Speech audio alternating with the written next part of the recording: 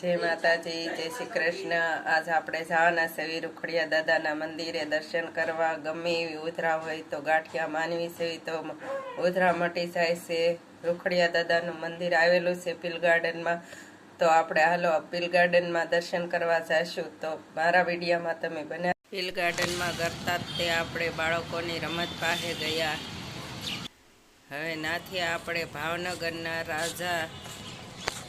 રાજાનું બનાવેલું ઓલું રાજા ભાવનગરના રાજાના દર્શન કરવા ગયા। પછી આપણે આ ભાવનગરના રાજા છે, હવે આપણે એના દર્શન કરશું।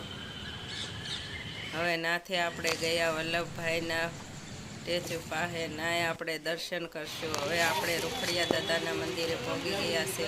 આ રૂખડિયા દાદાનું મંદિર છે, ઉપર પારણા છે અને આ રૂખડિયા દાદાનું મંદિર છે।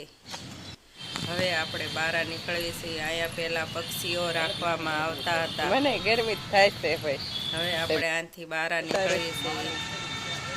આ પુલ રેખું બનવામાં આવ્યું છે પીલ ગાર્ડનની અંદર। આવું પુલ બનાવવામાં આવ્યા છે, તે બહુ મસ્ત અને સુંદર બનાવવામાં આવ્યા છે।